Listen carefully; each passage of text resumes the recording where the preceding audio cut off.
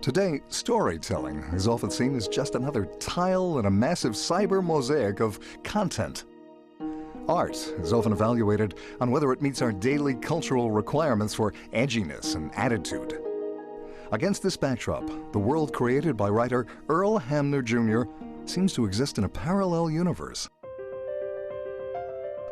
Hamner's own story began nearly 85 years ago as the eldest of 8 children growing up in the tiny mining and milling village of Schuyler, Virginia. At age 6, he wrote a Christmas poem that was published by the Richmond Times-Dispatch, and from that moment, the course of young Earl's career was set. Hamner's large and loving family and the small country town in which they lived left imprints on his work, pervasive, indelible, invaluable influences that would steer him toward his greatest artistic and commercial successes. After serving in World War II, Earl enrolled in a forward-looking program at what was then called the University of Cincinnati's College of Music, the first university program in the nation to recognize media as a separate discipline. While in Cincinnati, he came to the attention of WLW. With its huge staff and emphasis on original programming, WLW was one of the last way stations of big-time radio in the late 1940s. Hamner gained the experience of writing scripts in every possible genre, ranging from dramatic programs to musical potpourris. Striking out for New York City in 1949, Earl was hired by NBC Radio. The Virginia country boy was beginning to make good. Well, he has a kind of tenacity, but it doesn't show as tenacity. However, Hamner needed all the steel he could muster in order to withstand not one, but 2 industry shifts that threatened his livelihood. When Earl wanted to make the transition from radio to TV, he was repeatedly turned down by producers who said, "You're just a radio writer. You might be good with words, but can you write for the eyes?" Earl got the chance to write for live TV at the very moment when the industry began eliminating costly live New York productions in favor of filmed Hollywood series. So he moved his family to California, where he's told, "We can't hire you. You're just a live TV writer. You don't know anything about film TV." After 6 months of rejection, a desperate Earl Hamner approached Rod Serling. The man who had taken Hamner's old position at WLW a dozen years earlier was now America's best-known TV writer, thanks to his appearances as the on-screen host of his own weekly series, The Twilight Zone. Those episodes gave him the film TV credits he needed to survive. Well, I understand a great deal about the constellations. That is the nature of the galactic structure, but... I mean, I dig stars, but so they're lucky. That's a gas. Yes, so are you. One minute you sound like a professor, and the next minute you're talking like a beatnik. Well, you're not going by the library by any chance, are you? I could. With me on the back seat? Why not? During those 6 months, Hamner wrote a book, a novel that would serve as the cornerstone of his greatest success. Spencer's Mountain was based on his father's dream to purchase a mountain and build a new home for his family, a dream he was forced to abandon in order to help his son get a college education. When Hamner released the sequel, The Homecoming was brought to the screen as a TV special, and a phenomenon began taking shape. Earl wrote a breathtaking screenplay that I was lucky enough to be cast in. It was aired and it was a huge, huge success. And it was William Paley at CBS who said, "I want to make this into a series. We've drawn an awful lot out of the well over the years. Now it's time that we put something back in. And I want it to be this show."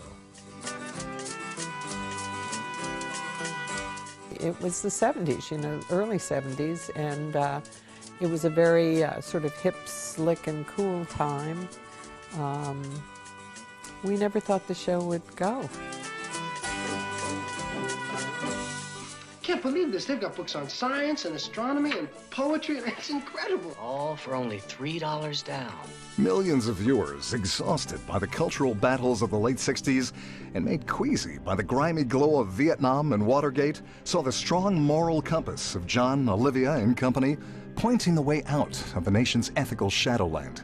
For 9 years, Thursday nights at 8 found the Waltons inviting us into an America where TV's easy witticisms were trumped by hard-won wisdoms, and sophistication was rendered irrelevant by civility.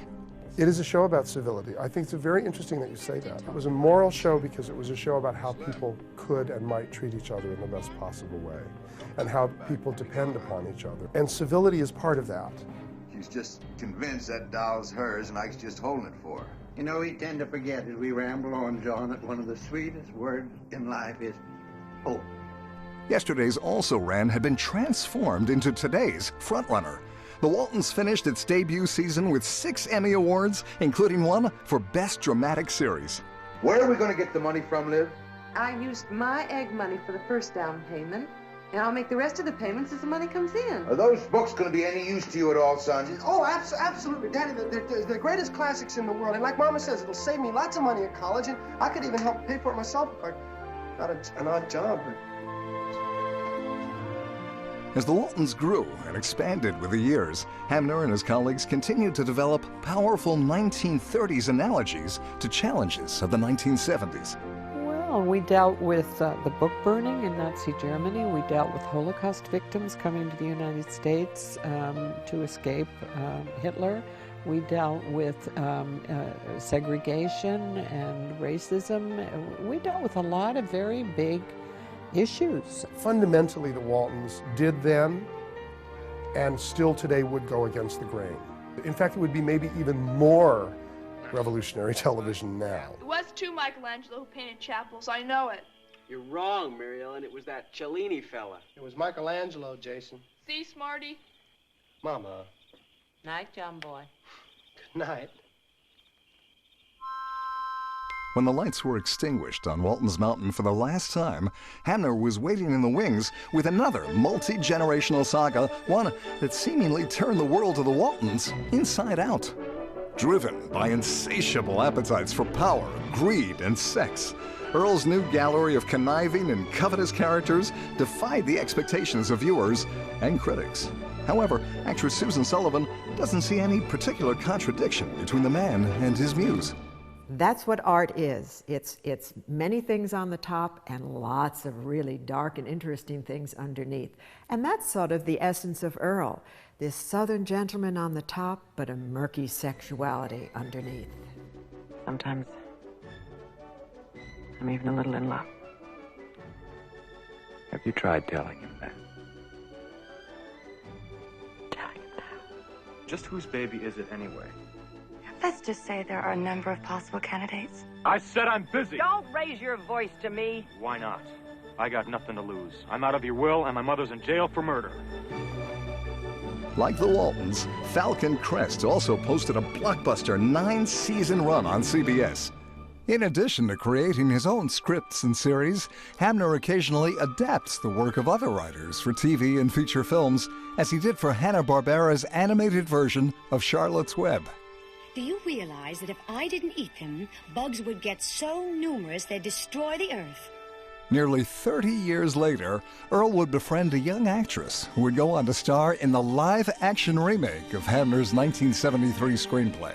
I had first heard about Earl, of course, because my mom had watched The Waltons, and it was actually my great-grandmother's favorite show, was The Waltons. And so she shared that love with my mom, and my mom had always told me about it, so my mom was absolutely ecstatic when she met him. And me, being so young, hadn't ever really watched The Waltons before, so when I was meeting him, I was just meeting him as such a wonderful man that was, I think one of the first things you notice about Earl is how gentle and kind he is, and so friendly and just willing to talk about anything, I think.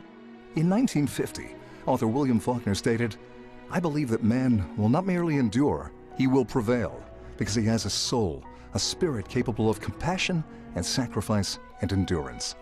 After 60 years of unstinting creative labor, Hamner continues to follow these principles.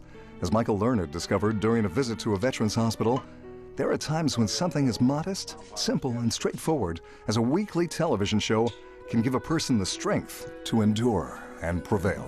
He grabbed my hands and he just held my hands up to his face, and he was crying, and he said, "You don't know how important this show is to me." He said, "I had a brutal, terrible childhood, and my therapist has asked me to watch this show, and I'm learning about how to be a human being from watching this show, and how families should be, and how my family was not." But So, you know, if nothing else, I think Earl has affected more than one human being in that way. And that's a great legacy. In his best work, Earl Hamner gives voice to the best of our humanity. Like all of us, his characters exhibit flaws, but they also embody our capacity to change, to grow, to forgive. In drawing upon the past, he provides both insight to the present and a beacon for our future, enriching our culture, encouraging new talent, ennobling his craft.